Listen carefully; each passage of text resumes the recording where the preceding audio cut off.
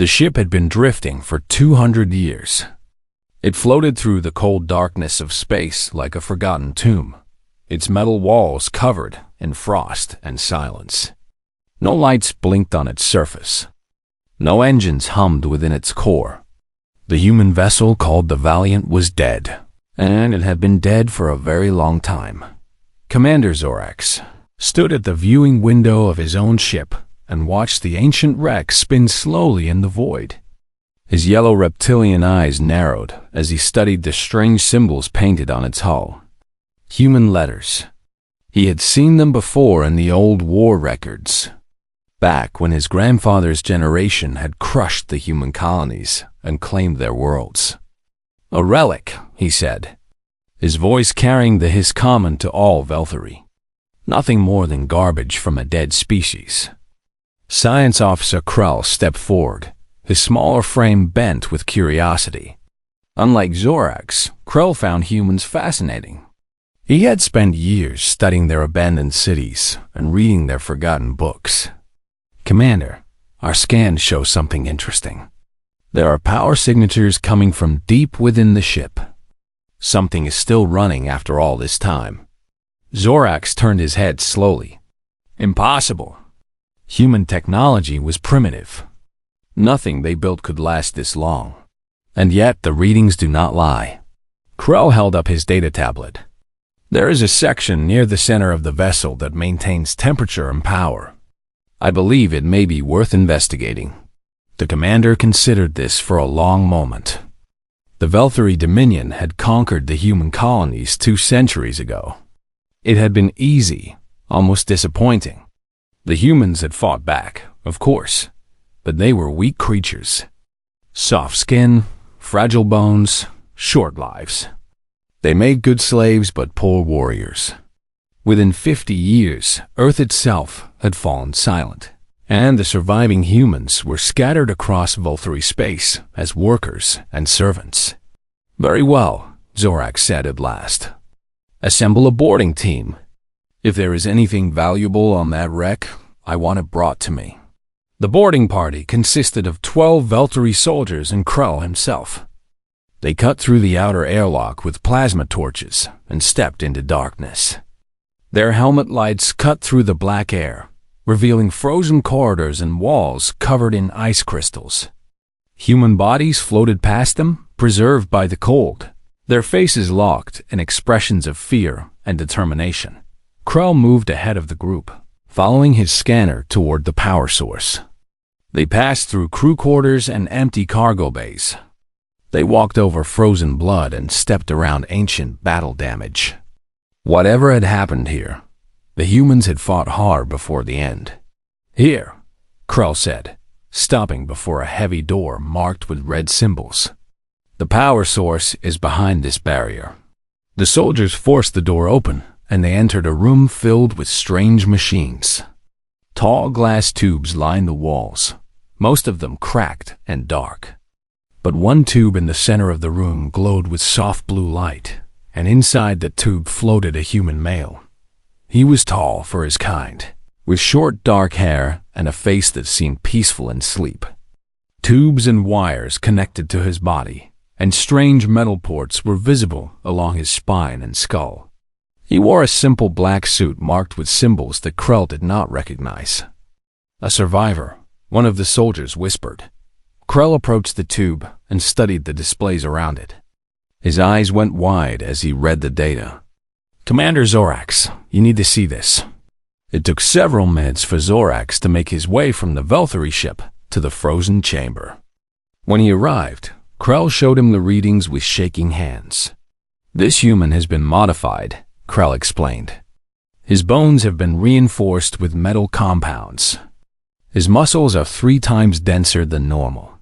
There are computer systems built into his brain and nervous system. He is not a regular human. He is something else entirely. Zorax leaned close to the glass and stared at the sleeping figure.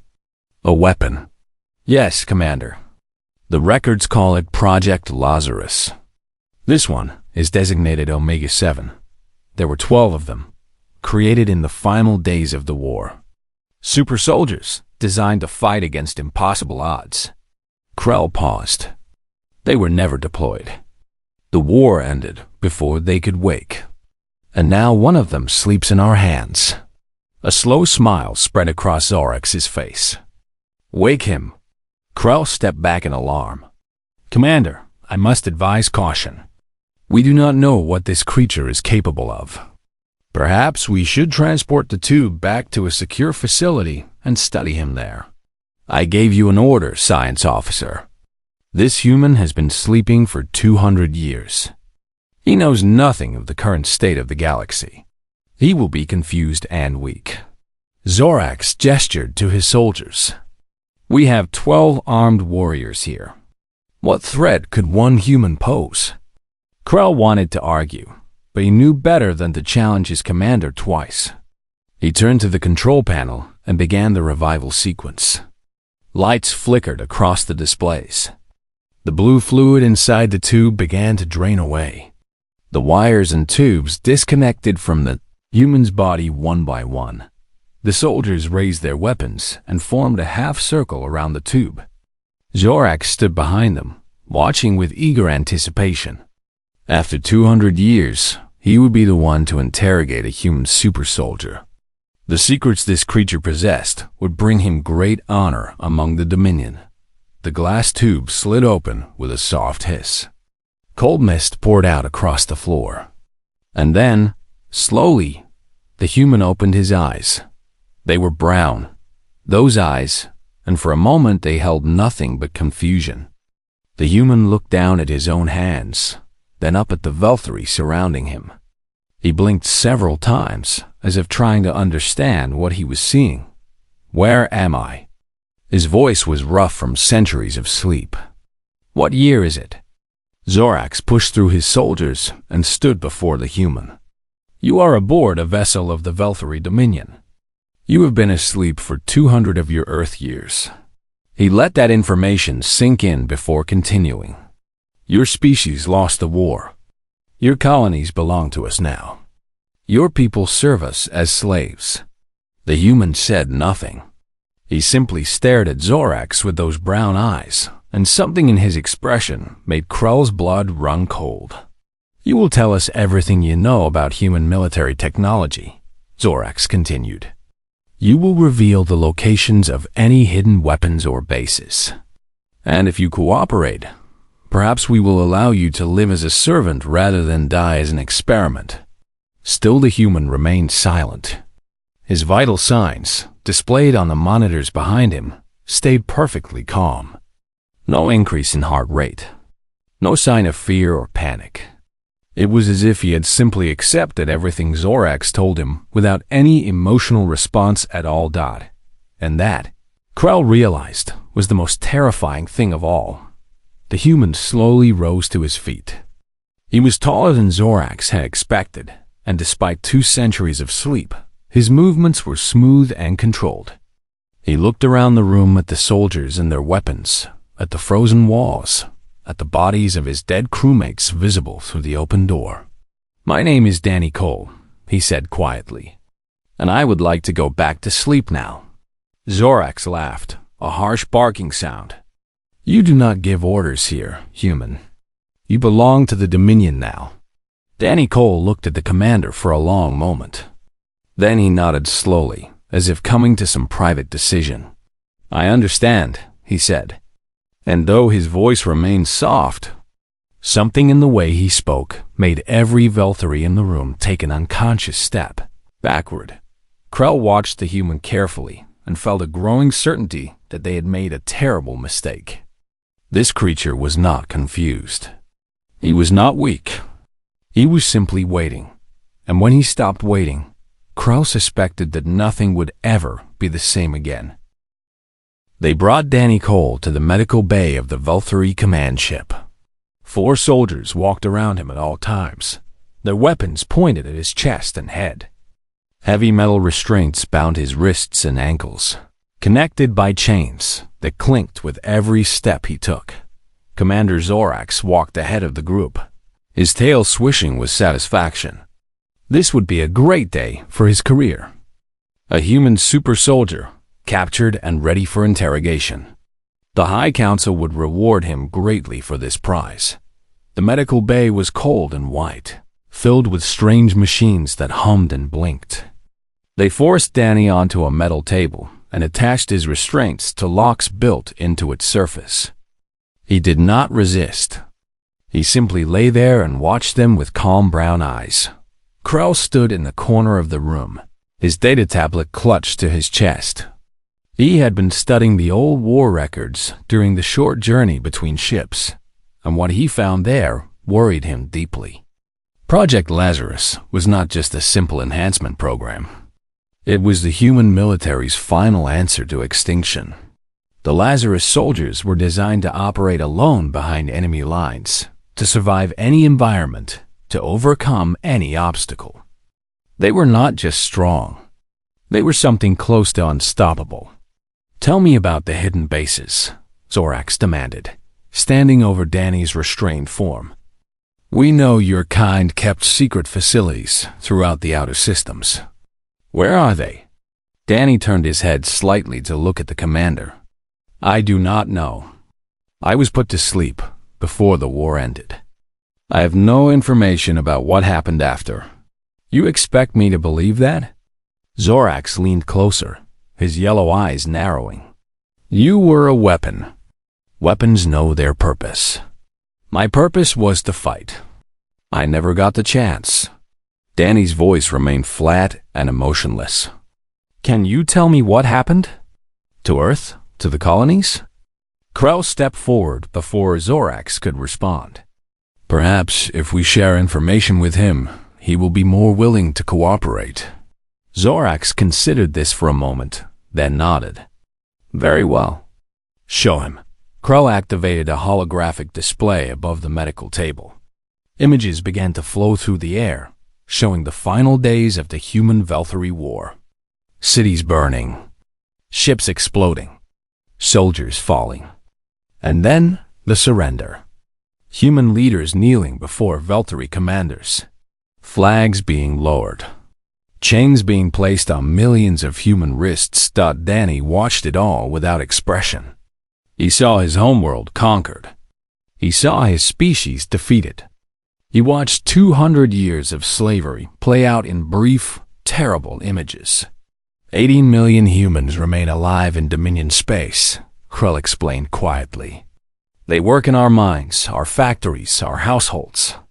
They are not treated cruelly, but they are not free. They exist to serve. 18 million, Danny repeated softly. Out of 12 billion. Your species was fragile, Zorax said with a cruel smile. They could not adapt to their new place in the galaxy. Many died in the first decades. Disease, despair, accidents. Now only the strongest survive, and they have learned to accept their role. Danny closed his eyes for a moment. When he opened them again, his face was still calm, but something had changed. Krell could not identify what it was, but it made the scales on his neck rise with instinctive fear. "Are there children?" Danny asked. "Human children?" Krell nodded slowly. "Yes, births are controlled to maintain the population at useful levels. Human children are raised in special facilities and trained for their future work." Danny absorbed this information in silence. Around the room, the soldiers shifted uncomfortably. Even Zorax seemed to sense that something was different now, though he could not understand what. "I would like to return to my cryo chamber," Danny said at last. "There is nothing I can tell you. I was asleep during everything that mattered. I have no value as a source of information." Zorax laughed, that same harsh barking sound from before. "You think I will simply let you go back to sleep? You are a prize human. You will be studied, dissected. Your enhancements will be analyzed and understood. Perhaps we will even find a way to create our own version of your kind. That would be a mistake." The words were spoken quietly, but they carried a weight that silenced the entire room. Danny was looking directly at Zorax now, and his brown eyes held something that no human eye should contain. It was not anger. It was not fear. It was certainty. You have held my people as slaves for 200 years, Danny continued. You have killed billions of us. You have taken our worlds and our future. He paused. I am giving you one chance to walk away from this room and order your ship to release me. If you do that, I will disappear into the darkness of space, and you will never see me again. Zorak stared at the restrained human with disbelief. You dare threaten me? You are chained to a table, surrounded by armed guards, on a ship with 300 crew members. What exactly do you think you can do? Danny did not answer immediately. Instead, he looked around the room, studying each guard, each piece of equipment. Krell watched the human's eyes move with mechanical precision, as if he was calculating something complex. Your guards carry plasma rifles with 15-shot capacities, Danny said finally. The door behind you requires 3 seconds to open. The atmospheric controls are located on the wall to my left. Your personal sidearm is holstered on your right hip with the safety engaged. He looked back at Zorax. I am giving you this chance because I prefer not to kill when it is not necessary. But I want you to understand something very clearly. He pulled his wrists apart slightly, and the metal restraints groaned under pressure they were never designed to withstand. These chains cannot hold me. Your guards cannot stop me. Your ship cannot contain me. Danny's voice remained calm, almost gentle. I am what my people created to ensure that even if we lost the war, we would never truly be defeated. I am Project Lazarus. I am designed to rise from death itself. Zorax took an involuntary step backward. Around the room, soldiers raised their weapons with shaking hands. You are bluffing, the commander hissed. No human is that strong. Then call my bluff. Danny smiled for the first time, and it was not a pleasant expression. Order your guards to shoot me. Let us see what happens. For a long moment, no one moved. The tension in the medical bay was thick enough to cut with a blade.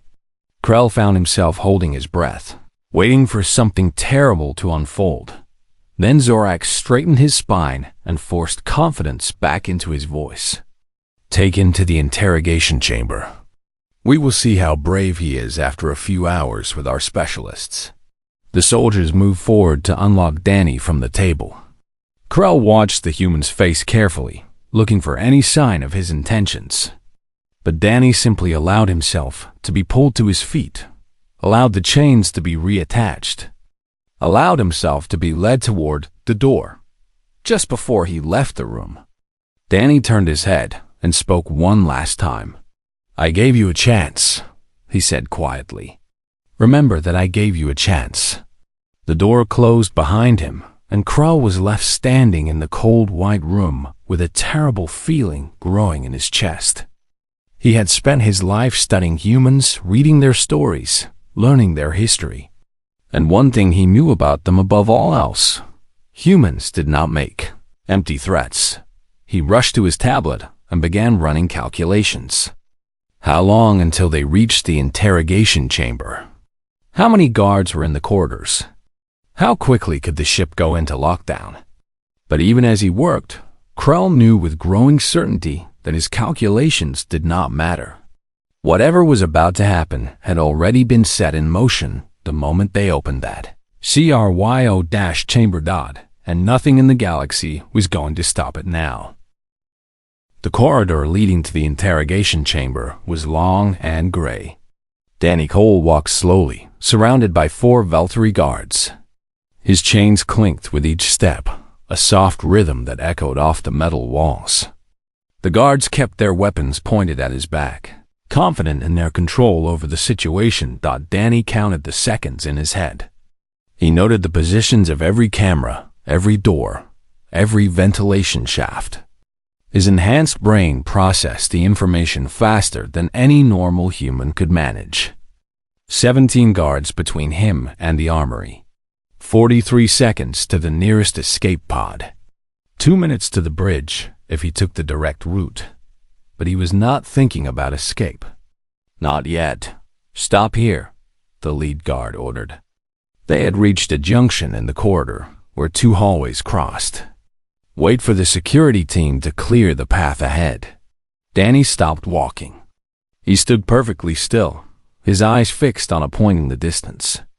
The guards relaxed slightly, taking his obedience as a sign of submission. That was their first mistake. Danny moved. There was no warning, no tensing of muscles, no sharp intake of breath. One moment he was standing still, and the next moment he was behind the lead guard with his chains wrapped around the soldier's neck. The other guards tried to react. They were trained warriors with decades of combat experience. But to Danny's enhanced perception, they seemed to move through thick water. He saw their fingers reaching for triggers. He saw their eyes widening with surprise. He had all the time in the world. He spun the lead guard into the path of the first plasma bolt. The body absorbed the shot and went limp. Danny released it and closed the distance to the second guard before the soldier could fire again. A strike to the throat. A twist of the rifle. The guard fell, 2 down. 2 remaining. The third guard opened his mouth to shout for help. Danny's chain wrapped around his jaw before the sound could escape. A sharp pull, and the guard crashed into the fourth soldier. They tumbled to the floor in a tangle of limbs and scales. Danny knelt beside them and applied precise pressure to nerve clusters he had memorized during his training. Both guards went unconscious without further violence. 4 guards. 3 seconds. He stripped the restraints from his wrists and ankles using the emergency release code that his neural implants had decoded during the walk from the medical bay. The chains fell to the floor with a heavy clatter. For a moment, Danny stood alone in the corridor, surrounded by fallen enemies. He could feel his heart beating steady and slow in his chest. His breathing was controlled and even. The old training was still there, buried deep in his muscles and bones. 200 years of sleep had not dulled his edge. He picked up a plasma rifle and checked its charge. Full capacity. He took 2 more from the fallen guards and slung them across his back. Then he started walking. The alarms began 30 seconds later. Red lights flashed along the corridor walls, and a harsh voice echoed from speakers throughout the ship. Security breach on Deck 7. All personnel report to combat stations. Danny ignored the chaos growing around him. He moved through the ship with mechanical precision, following a mental map he had constructed during his brief time aboard. Every corner, every doorway, every potential ambush point had been cataloged and analyzed. The first security team found him near the engineering section. 6 soldiers in heavy armor, carrying weapons designed to stop charging beasts twice their size. They formed a line across the corridor and opened fire. Danny was not there anymore. He had slipped into a side passage before the first shots left their barrels. The plasma bolts scorched empty air. He emerged behind them. The fight lasted 4 seconds. 6 soldiers fell without landing a single hit. Danny kept moving. He did not enjoy this. He took no pleasure in the violence. But these creatures had enslaved his people. They had killed billions of humans and turned the survivors into property. Mercy was not something they had earned. More soldiers came. More soldiers fell. Danny lost count after the first dozen. His body operated on pure instinct, flowing through combat patterns that had been burned into his nervous system long before the war began. He reached the armory on Deck 4 and found what he was looking for. Heavy weapons, explosives, a tactical vest that almost fit his human frame. He armed himself quickly and efficiently, selecting tools for every possible situation. 7 minutes had passed since his escape. On the bridge, Commander Zorax watched the security feeds with growing horror. The human moved through his ship like a ghost, appearing and disappearing from one camera to the next. Bodies littered the corridors behind him. Entire security teams had been wiped out in seconds. How is this possible? Zorax demanded. His voice cracked with a fear he had never felt before.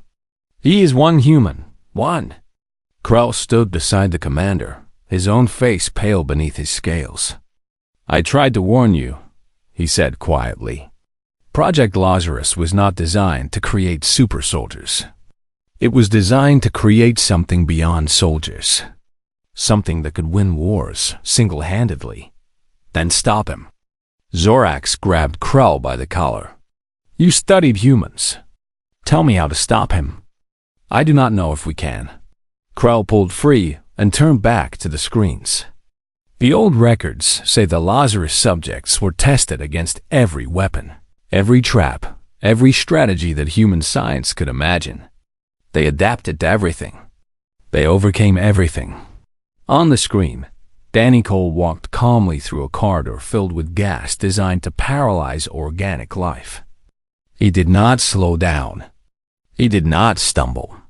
His modified lungs simply filtered out the toxins and kept him moving. Another screen showed him in a section where the atmosphere had been vented into space. He held his breath for 3 minutes while he bypassed the emergency bulkheads, then continued on as if nothing had happened. Close the blast doors, Zorax ordered. Seal every section of the ship. The security officer obeyed. Heavy metal doors slammed shut throughout the vessel, dividing it into isolated compartments. For a moment, the bridge crew watched their screens with desperate hope. Danny Cole studied the blast door in front of him. It was 3 feet thick, made of reinforced alloy designed to survive direct missile strikes. Nothing short of a starship weapon could breach it. He placed his hands against the cold metal and pushed. The door bent. Metal screamed as it was forced beyond its limits. Welds popped and seams split open. In less than a minute, Danny had created a gap wide enough to squeeze through. He did not stop there. He moved through 5 more blast doors in the next 8 minutes, bending and breaking each one like they were made of paper. 12 minutes after his escape, Danny Cole stood outside the bridge. 300 crew members had tried to stop him. 300 had failed. Inside, Commander Zorax listened to the silence on the other side of the door. No alarms anymore. No screaming, no weapons fire. Just silence and the sound of metal slowly being torn apart. Open it, Zorax whispered. He had no fight left in him. Open the door. The bridge crew obeyed. The blast door slid open, revealing Danny Cole standing in the corridor beyond. His tactical vest was scorched in several places. A thin line of blood ran down his left arm, where some lucky shot had grazed him. But he was alive. He was standing, and nothing remained behind him but wreckage and ruin. Danny stepped onto the bridge and looked at the trembling commander. His brown eyes showed no anger, no satisfaction, no emotion at all. I gave you a chance, he said quietly. You should have listened. The bridge of the Velthary command ship was silent except for the hum of machines. Danny Cole stood in the center of the room, surrounded by terrified officers who pressed themselves against the walls. Commander Zorax had fallen to his knees, his yellow eyes fixed on the human who had destroyed his entire security force in minutes. Please, Zorax whispered. I will give you anything. Ships, weapons, freedom. Just tell me what you want. Danny did not answer immediately. He walked past the commander toward the main communication console, his boots leaving dusty footprints on the clean floor. The bridge crew watched him with held breath, too afraid to move or speak. I want access to your communication array, Danny said finally. And I want the location of every human slave colony in Dominion space. Krell stepped forward slowly, his hands raised to show he held no weapons. I can provide that information. Our database contains complete records of all human populations. Danny studied the science officer for a long moment. Unlike the others, Krell did not seem to radiate the same arrogance and cruelty. He seemed genuinely frightened, but also fascinated in a way that was almost respectful. Do it, Danny said.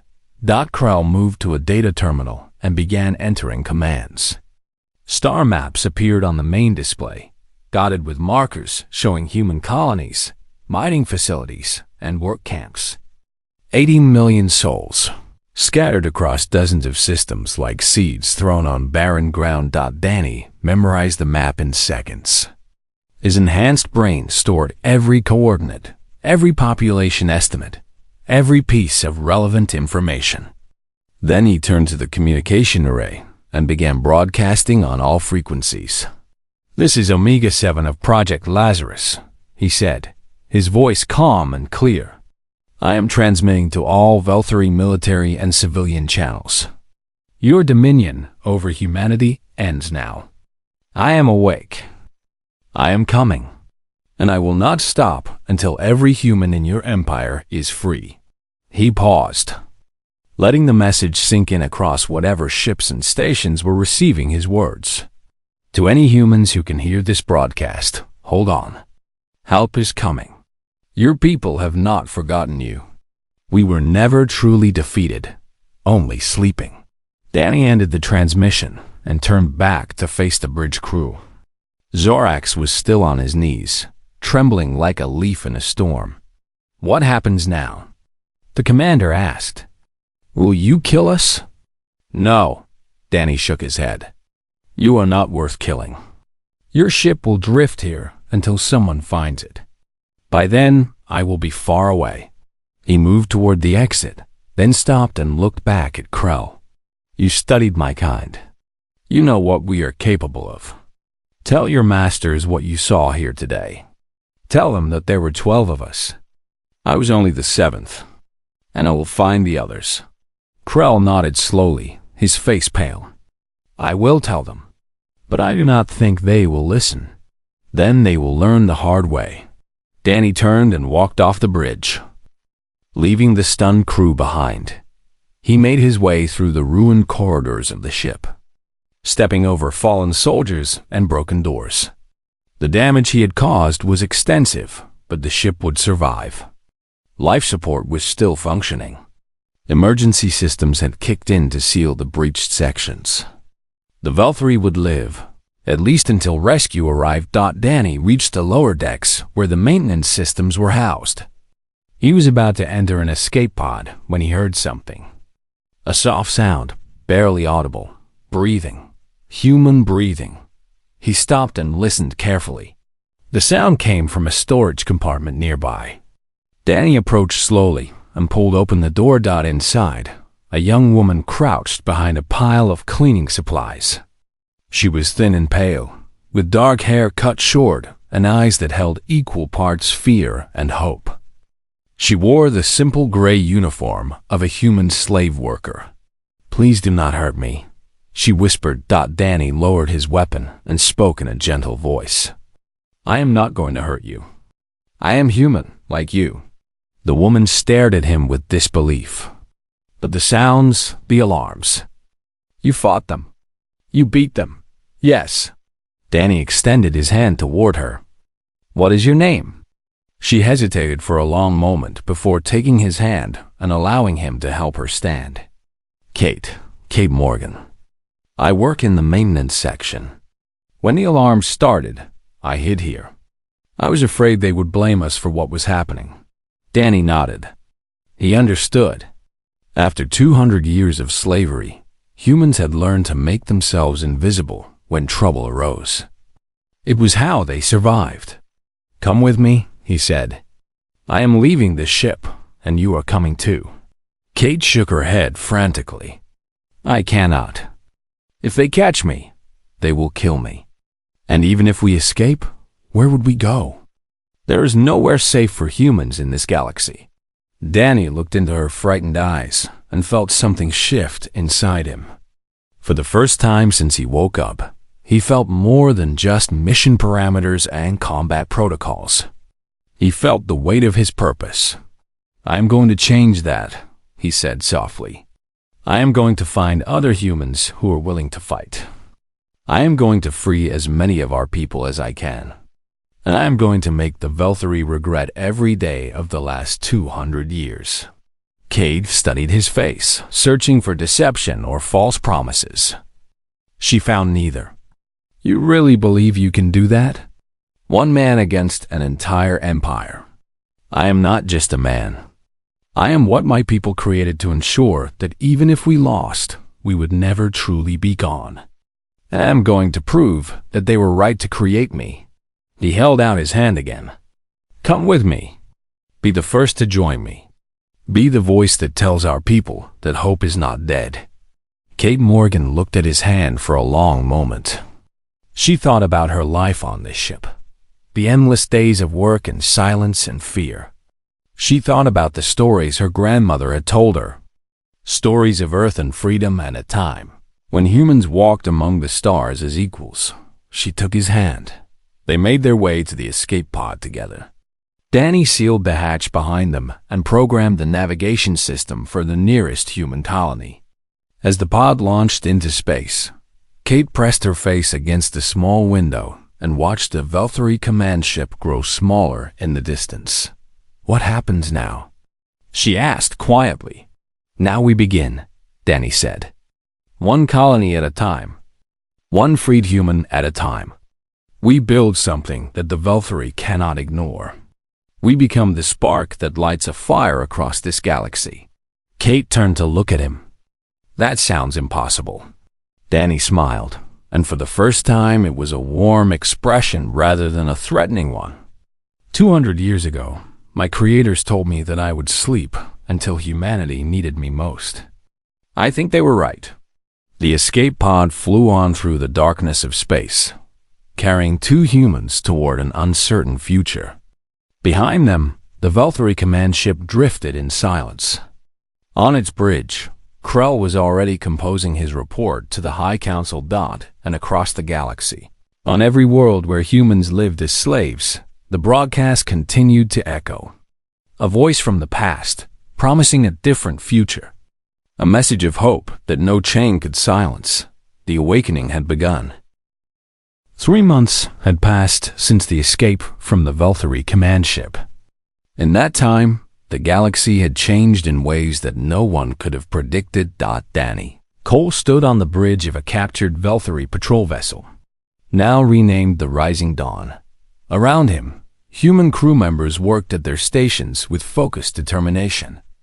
They were freed slaves, every one of them, rescued from colonies and work camps across 4 different systems. Kate Morgan stood beside him, watching the stars through the main viewport. She was no longer the frightened maintenance worker he had found hiding in a storage compartment. She had become something more. A voice, a symbol. The first human in 2 centuries to publicly declare that slavery would end. The Council has responded to your latest broadcast, she said, reading from a datapad. They are calling you a terrorist. They have put a bounty on your head, large enough to buy a small moon. Danny nodded without surprise. What else? They are moving more ships into the outer systems. Admiral Dex has been given command of a special fleet dedicated to hunting us down. Kate paused. They are scared, Danny. Really scared. Good. Danny turned away from the viewport and walked toward the center of the bridge. Fear is the beginning of respect. They have never had to fear humans before. Now they are learning. A young man named Sam Harris looked up from his navigation console. He was tall and thin, with quick eyes and clever hands. Before Danny freed him, he had been a factory worker on a mining colony. Now he was learning to pilot starships.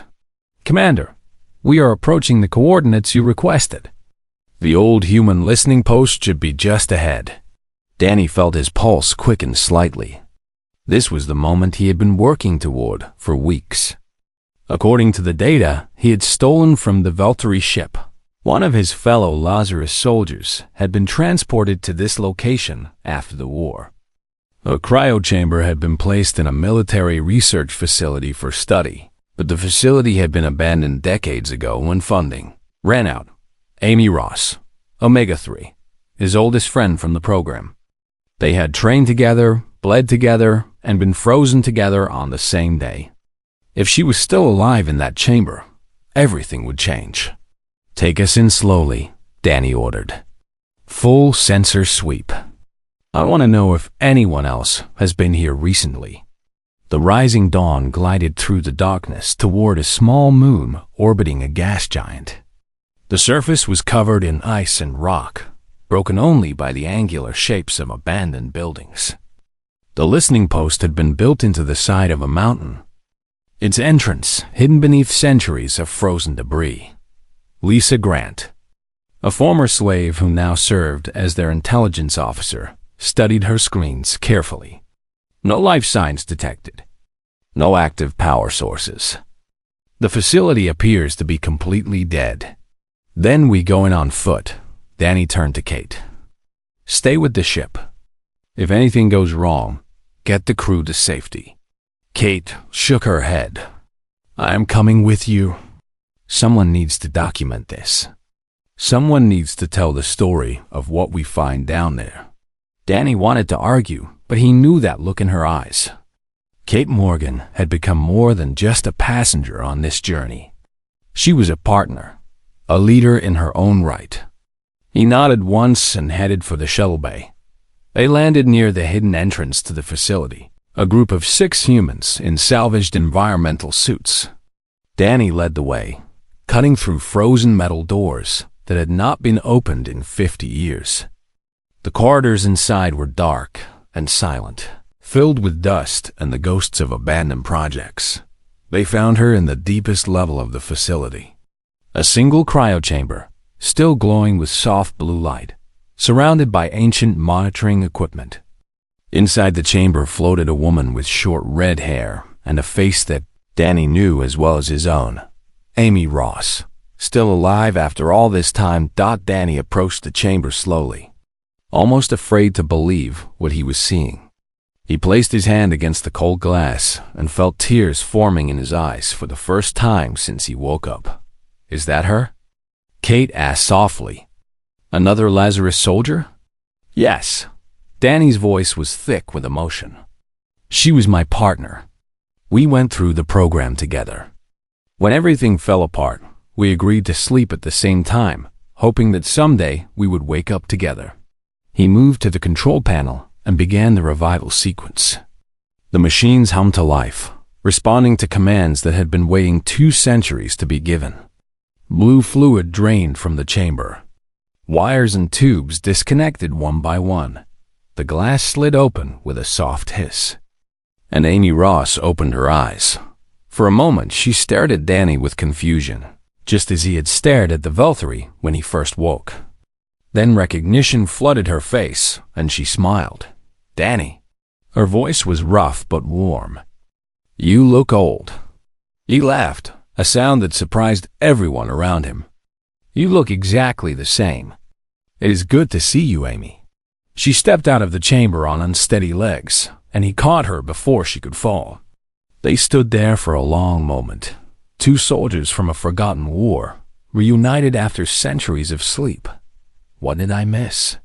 Amy asked finally. Danny helped her sit on a nearby crate and began to explain. He told her about the conquest, the slavery, the 200 years of human suffering. He told her about his awakening and his escape. He told her about Kate and Sam and Lisa and all the others who had joined their cause. And then he told her about the war they were about to start. Amy listened in silence, her enhanced mind processing the information as quickly as his had. When he finished, she looked up at him with determined eyes. "How many of us are left?" she asked. "How many Lazarus soldiers are still out there?" 10 more, according to the records I found. Their cryo chambers were scattered across Valkyrie space after the conquest. Some may have been destroyed, but some may still be waiting, just like you were. Amy nodded slowly. She looked at the small group of humans standing around her, freed slaves who had become revolutionaries. Then she looked back at Danny. "So we find them. We wake them up. And then we finish what we were created to do." Danny smiled and extended his hand to help her stand. "That is exactly what I was hoping you would say." They walked out of the facility together, leaving the empty chamber behind. Outside, The stars shone cold and bright above the frozen moon.